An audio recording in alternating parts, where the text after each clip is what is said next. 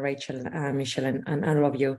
My name is Icha, so for those who don't know me, I think I recognize many of those names and faces on the screen, but I am one of the partners at Notion. I've been at Notion for 4 years now, and I led some investments like ULive or Bound very recently for the Statmin, and some of the pioneers deals that I see on the call, like Bankflip, hi Alvaro, and Common Surface, hi Sam, some of the smaller earlier ones too, which I like to work very, very close with. But today, I think we are here with Rachel. Some of you might know her because you might have joined the previous workshop that we did. For those who didn't, don't panic. We will do a 2 minutes refresh. But why don't we do that to start, Rachel? You do a quick introduction of yourself first, and you talk a little bit about the leadership styles that you were talking before. I know this one is about communication styles, but why don't you do a little refresher of yourself and the leadership styles to start? Will do. Hi, my name is Rachel. I am a founder, coach, and leadership advisor specializing in the scale-up space and investor-backed businesses. I was a founder, so I set up 5 companies in the dance music industry in the 90s instead of going to university, which is what I was supposed to do. And then when I left those businesses, I trained first as a psychologist, then as a coach, and have been coaching for the last 22 years with a particular passion for the unique contribution of skills, approaches, vulnerabilities, and passions that drive founders, and a real passion for helping that journey from startup to grown up, which I think provides founders with a set of challenges which are completely unique, a very different set of challenges that corporate leaders and corporate managers may be facing. And so I've been working with the Chelsea for a couple of years and the guys at Notion. And then for those of you who are at the Leadership Offsite, I wrote the Founder's Survival Guide earlier in the summer. And I think a couple of you got it. If you haven't, I'm very happy to send you copies. And so, yes, that's it. So in the Founder's Survival Guide, we talk about founder survival. If you want to, I think 1 in 4 IPOs, only 1 in 4 IPOs retain their founder as CEO. And if you really want to give yourself the very best chance of surviving the rapid scale-up journey that you're going to go on as an investor-backed business, from my experience, there are 3 things that you really need to have awareness of. The first is, and I call these the 3 legs of the founder survival stool. So if you think of the stool, if you've just got 1 of these legs, it's going to be a bit wobbly. With 2, it'll take quite a bit of effort. But if you've got all 3, your stool will be rock solid. So the first leg really, which is what we talked about in our last session, is the leadership modes and how you need to lead as a startup founder and how you need to lead as a scale-up founder. And then as you grow, how you need to lead as a founder of a grown-up company are radically different. And we talked last time about 3 different archetypes, if you like, styles of leadership. We talk about the brave warrior, which is the entrepreneurial founder mode, which is really appropriate when you're getting the business off the ground. And then as you scale up, we move into what we call the considered architect mode, which is much more about processes, systems, and being the business builder rather than the chief doer. And then as you go into the grown-up phase, we talk about this concept of the wise monarch, providing sort of visionary and strategic leadership that you need when you've got a really solid operating model and business underneath you. That's that. And today we're talking about the second of the legs, which is communication styles. And then in 2 weeks' time, because we wouldn't want to leave you on a 2-legged stool, we'll talk about the third leg, which is self-mastery. Great. So in fact, I love this part of the book. I've read it and it's incredible. And I think it's really helps. I mean, the book is really targeted to founders, but believe me, it has helped me a lot, not only talking with the founders, but also with everyone within Notion. And I use it a lot. It's very practical. And so I think there are 2 styles of communication that you talk about, right? They communicate to manage and they communicate to influence. Why don't you tell us first, when do you use each of those? And then we start talking maybe about one of them, communicate to manage, and we move to the other one a little bit later. But when do you use those? Well, actually, can we go back 1 step? So the reason I separate the 2 out is that I think we talk about communication skills as if it's one big lump. And that's just not true. There are very, very different skill sets within it. And being good at one doesn't mean you're good at the other. So, you know, for example, it's like cooking. I'm a brilliant Italian cook. I can cook anything Italian. I'm married to an Italian chef, which helps. But it doesn't mean I'm any good at cooking Thai food. I wouldn't have the first clue because I don't understand the ingredients or what's required or what good looks like. So these two different styles that I differentiate between communicating to manage and communicating to influence, they sit on a very different psychology and set of skills and desired outcomes. So I find it easy to separate the two because, you know, if you ask somebody, are you a good communicator? You're all good communicators. You all obviously pitch brilliantly, otherwise you wouldn't be sitting with investors. But being brilliant at pitching, which is one part of communicating to influence, is like, I do a really good ragu. It doesn't mean that you can do a green curry. So the two styles, the communicate to manage, communicate to influence, they'll also play at different points on the scale up journey. So communicating to influence, particularly pitching, is obviously crucial at the startup stage, because until you've got investors and until you've got your initial clients, you have no business. So most founders that I work with are really good at pitching and can sometimes say, oh, I'm really good at communicating to influence, without realizing that's one element of it. As you continue to grow, as you move into scale up, that's when the communicate to manage style really, really becomes important. And then as you continue to grow into grown up, there are other elements that communicate to influence style that come to play. So, you know, by the time you get to sort of wise monarch and you've got a couple of hundred, couple of thousand staff that are working for you, the communicating, you won't be pitching everything. You'll be inspiring audiences. You will be managing complex stakeholder relationships, influencing, you know, key stakeholders. So I separate those two out a little bit. I thought it might be helpful just very quickly. Oh, it's just going to share my entire screen with me. That's interesting. All right, we'll do that then. Can you guys see this? Yes, yep. Okay, we can. Good. All right, so just very quickly, those two styles. So communicating to manage is about delegating effectively, giving good feedback and being able to have tough conversations with your team with grace, coaching your team for performance and eliciting high performance from them. On the other hand, communicating to influence is pitching and selling, as we've talked about, presenting with gravitas, inspiring and influencing an audience, communicating your leadership brand, and managing stakeholders. So you can be really good at bits of one of these, but it's really rare that most founders I work with can say, yeah, I'm 10 out of 10 on all of those things. So the first thing that we'll often do is look with people and almost get them to assess, how well do you do this? How confident are you with this? So I'm just wondering, I think I might stop sharing that now and just come back to you, because I think that gives enough. And the reason that I think that communication deserves an entire section of the book itself is that you're all leading, and leadership is communication. Leadership is, whether it's, you know, communicating to manage while you're, you know, managing and leading operations, or visionary strategic, you can have the best strategy and the best vision in the world, but if you can't communicate that in a way which inspires your stakeholders, and if you can't communicate clearly what your expectations are so that your team know what they, you know, what to do to be successful, it's all going to fall a bit flat. So the thing that most founders talk to me about, I would say 60% of our coaching conversations are about people problems. They're about, why is that investor behaving like that? Why won't that investor do that? Why is that team member doing this? Why won't he speak to her? Why is he being like this? And actually, you can't solve all problems with good communication, but a lot of founder problems are exacerbated by not really understanding what's required of you in the dynamic, and how you can play most effectively. Can I jump a little bit there, Rachel?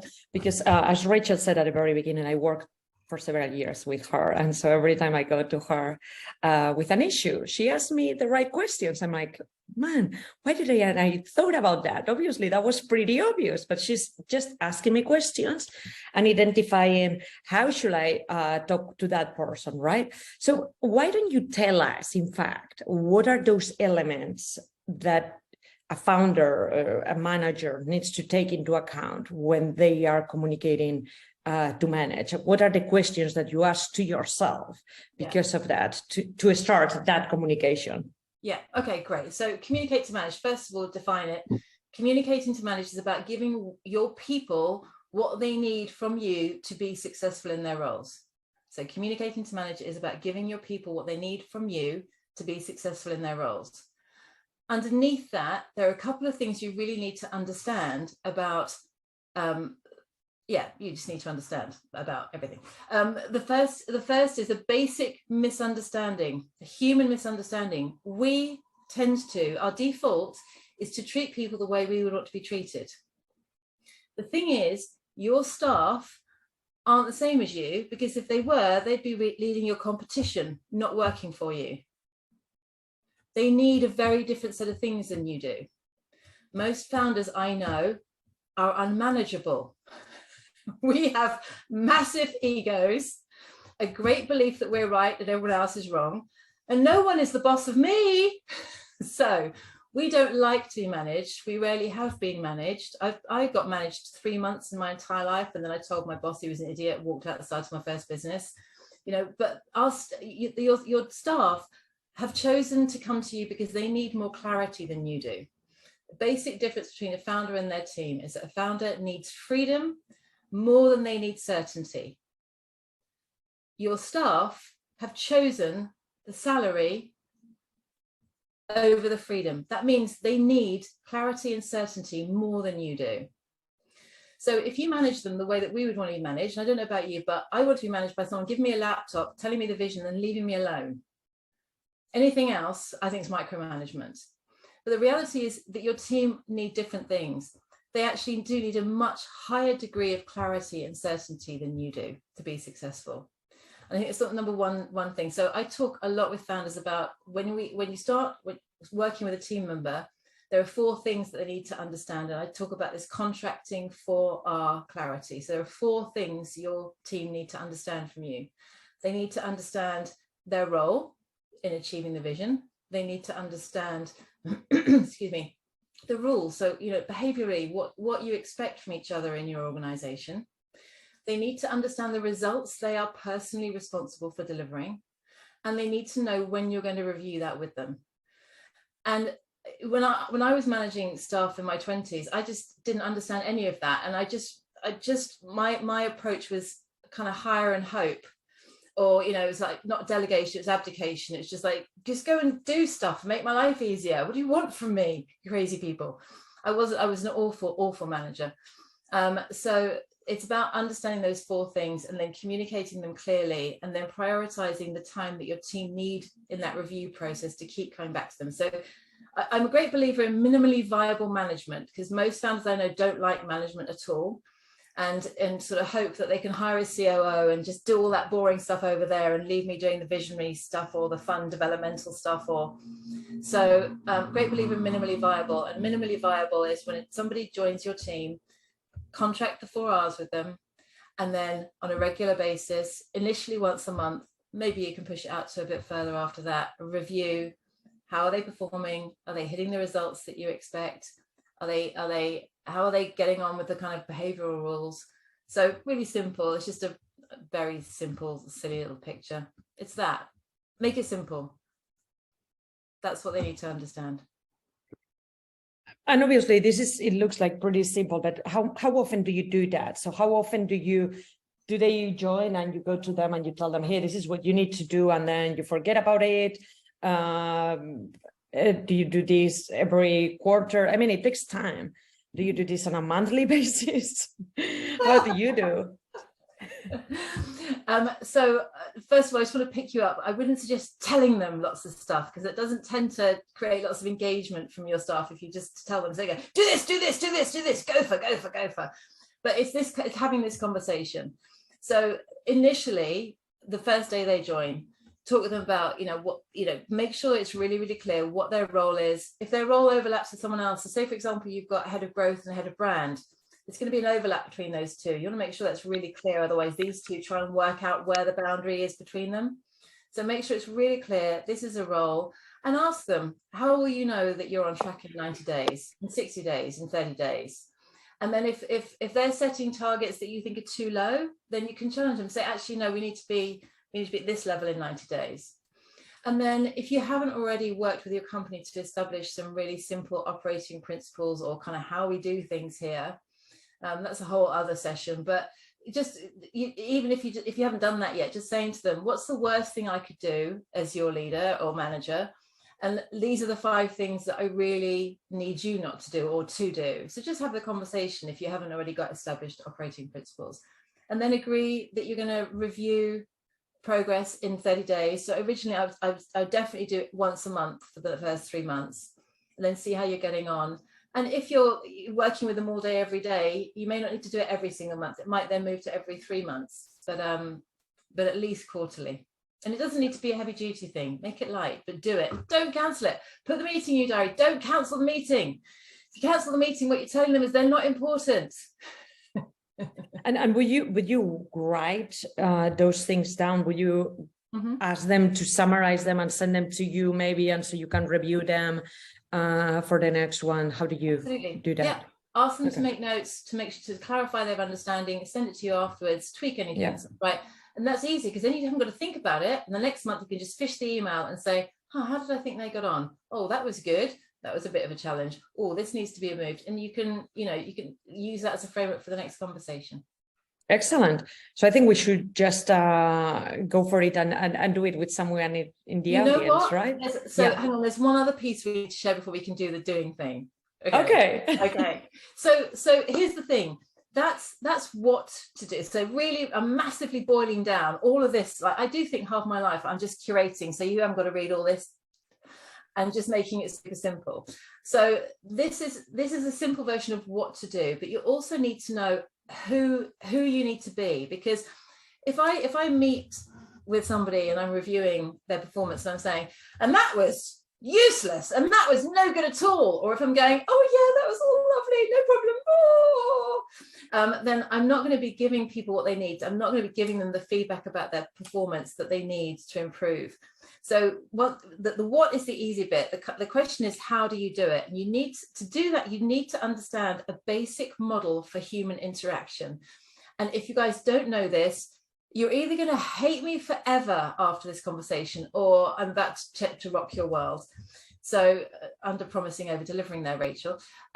So you need to understand something called the Karpman drama triangle.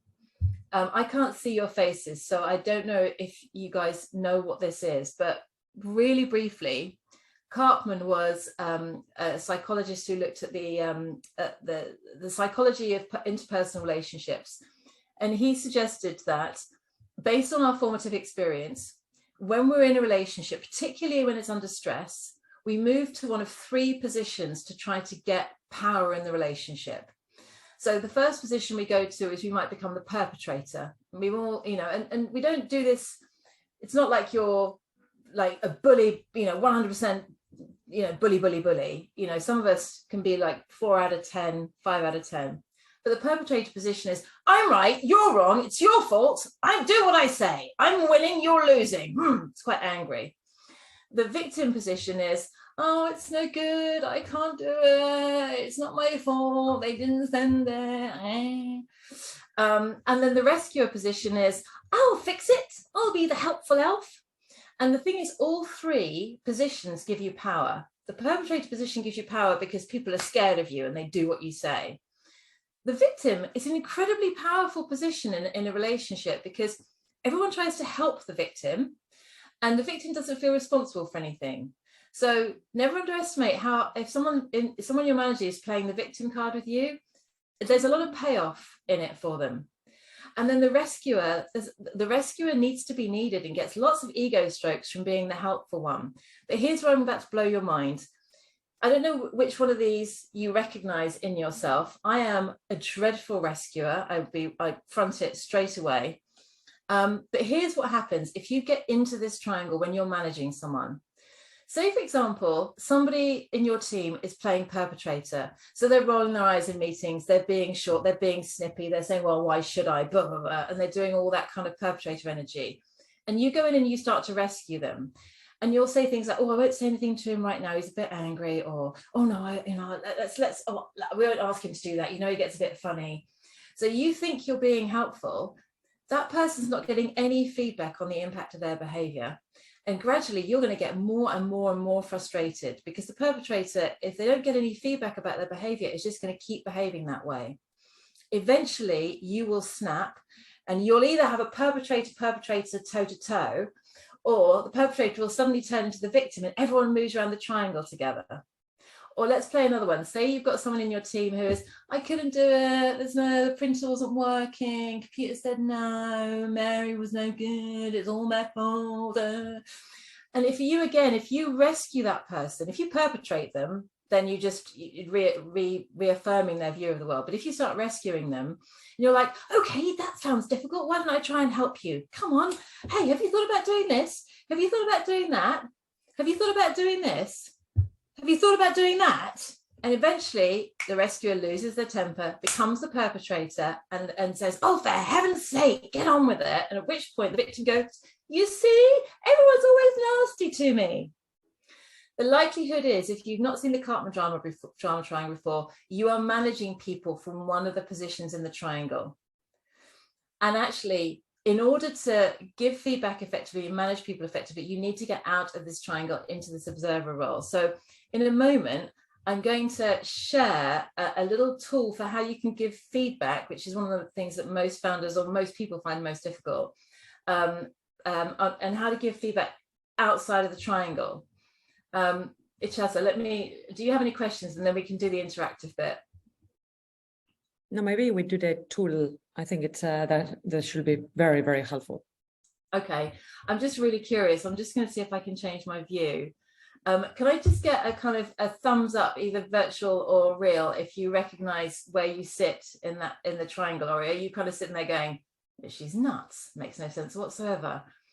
So I see a couple of smiles, a couple of thumbs ups. Okay, all right. So we've got a couple of people who see themselves. Okay, so before we do this bit of an interactive, I'm just going to ask you, I want you to imagine that somebody in your team has done something wrong, that maybe they've shown up without a presentation for an important client, or they've missed an important meeting, or they've rolled their eyes at an important point when you said something.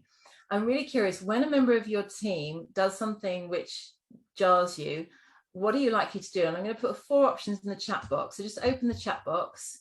And I'm really curious whether you think you're A, B, C, or D. So when someone does something, are you likely to say nothing, ruminate about it, and hope the problem goes away? Are you likely to reprimand them? Are you likely to talk with your colleagues, friends, or family to see if they agree that that person's wrong and you're right? Or are you more likely to make allowances for them and help them out? For anyone who's brave enough, put A, B, C, D, or all of the above into the chat box, and let's take a bit of a straw poll.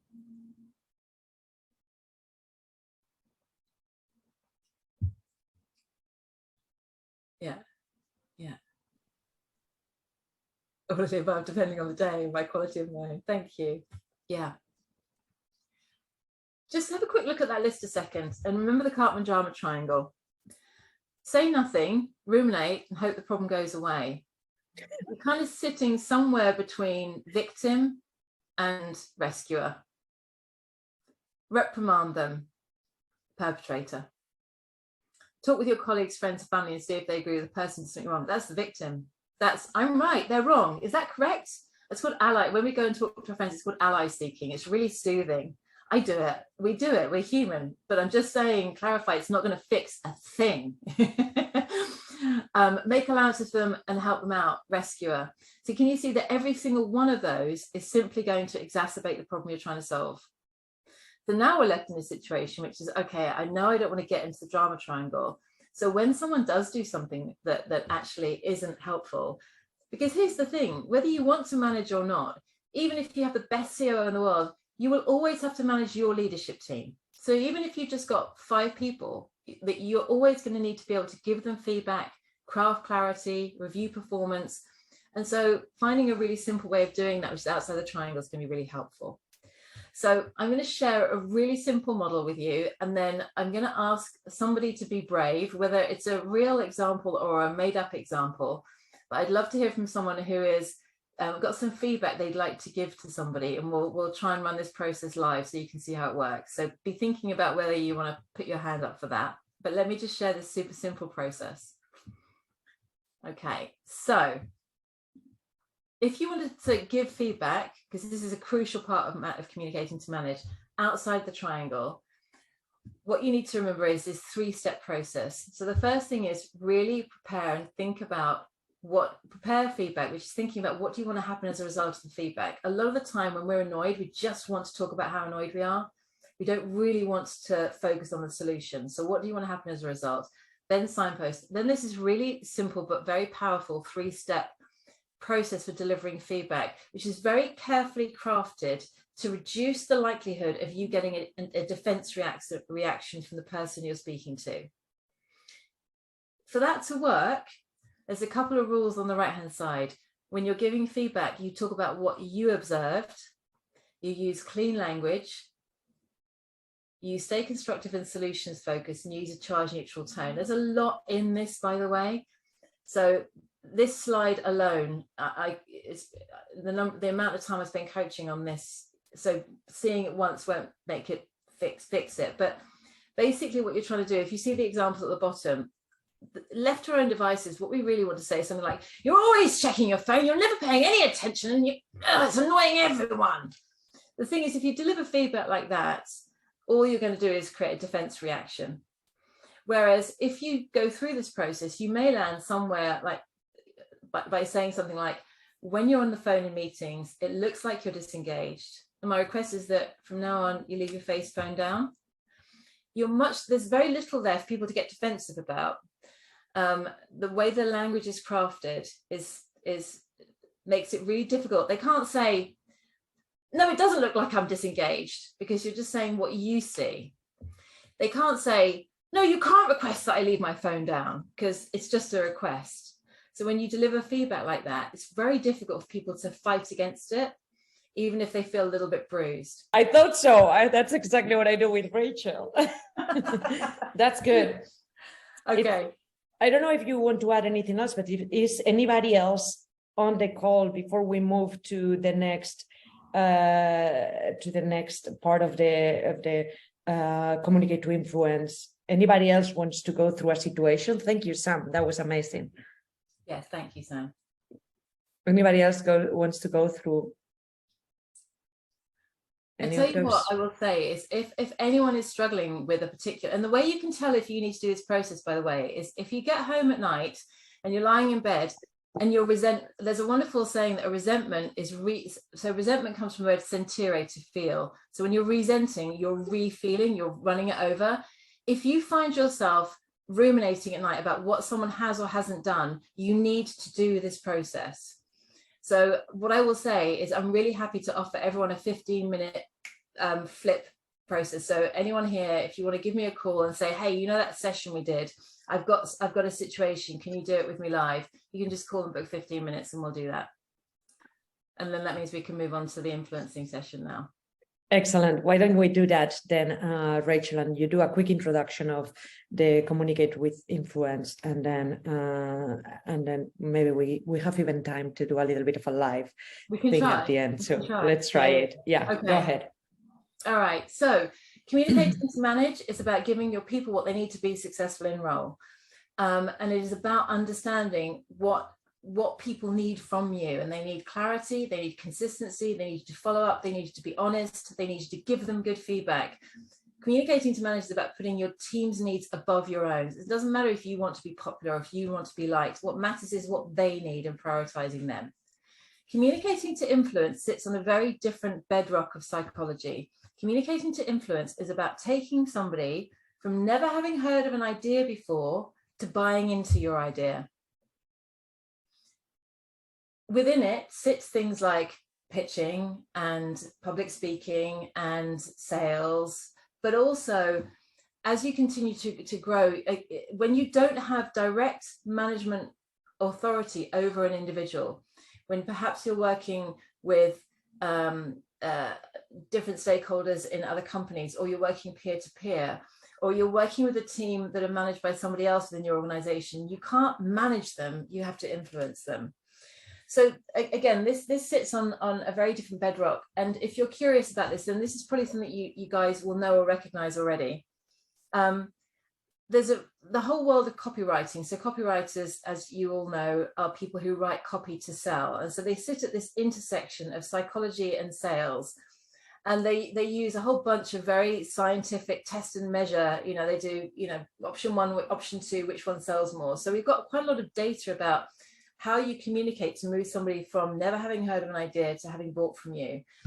And this is something that I would suggest that you think about whenever you're crafting any kind of pitch, any kind of presentation, whether that's to the board or whether it's to a client or whether it's to a new team, or whether you're trying to sell an idea for something to a new department, like you're trying to get the IT department to use a new CRM that none of them like, or you're trying to convince a local government that they should use your software instead of the incumbent software. It's always using the same thing. So again, let me just share a very quick picture with you. Okay, so 5 P's of influence. So what needs to happen for someone to move from never having heard of your idea to buying it?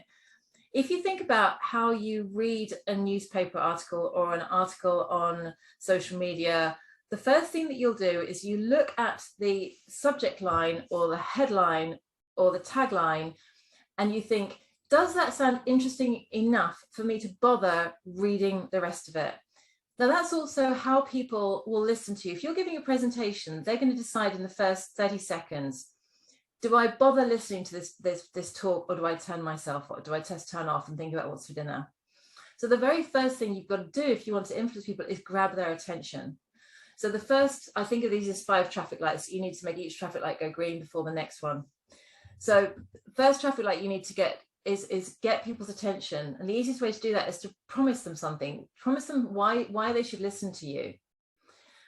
So for example, when I used to do a lot of career coaching back in the early days, if I said, come to my 3-week course on career coaching, and no one would listen. But if I said, never hate Mondays again, they listen. It's a promise. So you've got to do something attention grabbing in that first line of your talk, in the headline of your presentation. Once you've got their attention, the next thing you need to do is talk about the problem that you're a solution to. And this is when being really curious about your audience is crucial. The number one mistake that people make in influencing is they jump to proof. So the proof traffic light is, why is my widget so much better than everyone else's widget? Let me tell you all about my lovely widget. No one cares about your lovely widget unless it is a solution to a problem that they have, or it delivers a benefit or a pleasure that they're interested in. That's the single biggest mistake on influencing. Don't talk about your widgets. Get curious about the problem your widget solves and the benefit your widget gives, and talk about those 2 things first. So really take time being curious about my audience. What do they care about? How do they see the world? What keeps them up at night? Why would they care about my widget? Why would I want them to listen? So pain, assuming that you've got them all saying, yes, I've got that widget pain. Then the next thing is, what benefits will they get by following your recommendation, buying it, using this new piece of software, the government, what benefits will they get? And only at that point, when you've turned these 3 traffic lights green, do you talk about your proof, why your widget is so great. And only give as much information as they care about. They don't care as much as you do about all the layers of depth underneath about your widget. So you're giving just enough proof for them to feel confident that you can get them from pain to pleasure. And then finally, proceed to action. Make the first step they need to take super simple. So the analogy that I give in the book is this idea that if I walk into the IT department and I say, oh, your CRM's useless and you've got to use this new CRM, and everyone's going, oh God, systems change, what a nightmare. And then I start saying, hey, this CRM is brilliant, it's brilliant, it's brilliant, it's brilliant. And I've just lost the audience. Whereas if I go in and I say, you've told us that the existing CRM is losing you time. You've told us that it doesn't allow you to search the data points that you need. You've told us that it's losing you about 3 or 4 hours a week and 5 or 6 opportunities a month. Salespeople care about that. So, as soon as I'm getting in there, I'm thinking, what do they care about? And then I say, we've looked at 4 CRMs. The one we're recommending will save you 5 hours, allow you to do X, Y, Z, benefit, benefit, benefit. And then proof. This company, this company, this company are using it. Here are the Trustpilot reviews or whatever it is. This is why we think it's great. And first next step, I need 3 of you to opt in to come and help me do a transition plan. That's going to get you far further along the influencing route than just going in and waxing lyrical about this idea that you've got and why you think it's right. So, Ichazo, questions? Or maybe if we don't have a lot of time, maybe you could come up with an example of an influencing scenario we could role play. Yeah. Or does anybody else have one? Does anyone else need to influence a particular stakeholder, individual, team?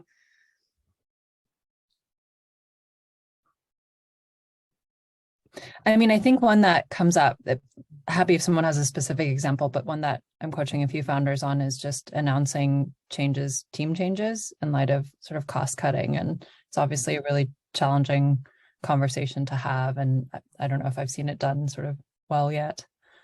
Yeah, that's an interesting one. I'm not sure I'd use the influencing. I would use this five Ps for influencing the people who remain. I wouldn't use the 5 Ps to do a redundancy notice. The best advice I've ever got about that was from the head of people at Morrison's, who said, when you've got to deliver bad news, deliver it kindly, deliver it straight. It's not about you and how uncomfortable you are. Just tell them, be kind, be gone. I think one of the things that the founders go through, obviously, is managing the board as an investor. So I think is in some cases, yeah. So I mean, I'm sitting there, and usually it is the founder, the one who is trying to influence me to support certain change or certain strategy that they want to move forward with, right? So I think that's a clear example. Okay, let's use that one really quickly. And I'm conscious we've only got a couple of minutes, so we'll use it very quickly. So say, for example, let's I'm really sorry, I've got dogs and one's just decided that it's time to come into my office. Hold on. Bad timing. Sorry about that, guys. She doesn't care about my Zoom sessions. Anyway, she's now going to click. You're going to hear it the remainder of the 8 minutes. Okay, can you give an example, Ichazo, of something, the kind of thing that they might want to influence? Yeah, absolutely. And this has happened in some of our boards. They want to expand internationally. Okay. And so obvious countries, the US, and they've chosen another country, which is, I just can't put one like Spain, obviously, which sounds exotic and a great place to put an office in, right? Okay. But maybe not as big as the US and as lucrative. And okay. So let's take an example of a company that wants to influence you to get on board with its plans for international expansion. Okay. So there's I haven't put this, there's a formula in the book which is about the mindset you need to use in influencing, which is that great influencers spend most of their time being curious. So the influencing equals curiosity plus a desire to be of service plus a passion for your idea. Bad influencers spend 90% of their time being passionate and very little time being curious. Great influencers flip that. So let's spend some time being curious. So I want to influence you to back my ideas to expand into 2 territories. First question is, I have to ask myself, what do you care about? So if I'm presenting an idea, what are your problems? What are as an investor, what do I think is keeping you up at night? So I might think to myself, okay, what do you care about? This is a good one. What do you care about? Are we basically moving forward, and are we going to raise Series B? Okay, right. Okay, so all right, so the first thing I know is I need to show how my idea is going to get me to a Series B faster. Okay, if I can do that, I'm going to get backing. What other problems, like when you go to board meetings, Ichazo, what are the other things that you're worrying about? Is it growth? Is it turnover? Is it? Yeah, it's growth, efficient growth. I mean, basically burn rate, hires and churn, potential people who leaves. Yeah. The companies churning, delays on product. I mean, how many do you want? Okay. So the other thing, so from that list, I can see how an international expansion could be a solution to one or two problems, but not the others. So raising Series B, if I can show that it will make that faster, moving forward in efficient growth, yes, you could make an argument that international expansion does that. Burn rate, not quite so much. It's going to increase your burn rate probably. So I'm going to have to do something with that piece of messaging. But also just standard things in this economic environment, resilience, competition, smart investment. So so smart use of capital. So first thing, that rather than come in and say, hey, we've decided to open in America and here's how it's such a great idea. First thing I'm thinking about is, what does it matter to my investors? How can I, what's in it for them? The other thing that I'm assuming as an investor that you don't like is ill thought through risk. So I'm assuming that when you're looking at ideas, you want to see that people have done some due diligence. They've looked at the market opportunity. They've done their cost benefit analysis. So that's the other. I know that my investor cares about risk and considered risk. So I want to make sure that I'm evidencing that I've done my due diligence, that I've got robust financial modeling behind it. So I need to show all of that. So suddenly my deck moves from being, hey, we want to have an office in Miami, to suddenly, hold on a second, we need to get to Series B fast. We need to be resilient in the marketplace. We need efficient growth. We've done some market research. 90% of our market is headquartered in Miami. We will save ourselves X amount of money in travel and blah, blah, blah. We can compete with X, Y, and Z. Here are the competition and here's where they are. Here's our reasoning. And as a result of that, we're proposing to open an office in Miami. The cost is going to be this, but we think the upside benefit return investment would be this. We would like your support from it. What concerns and questions do you have? So you immediately flipped you're flushing out any of the objections before they become objections. Mm-hmm. You see? But so you're always starting from, what does my audience care about, and how does what I want them to do, how is that a solution to the problems that they have? What proof will they care about? Over to you. So I think we are going to close here, but I think it was really, really good. As you have heard, Rachel is like really open to hear from you and to help you. She has been working with me and with many other founders, in the portfolio for many years. And I would definitely recommend to get the book and to just flip it around, even when you don't think you need it.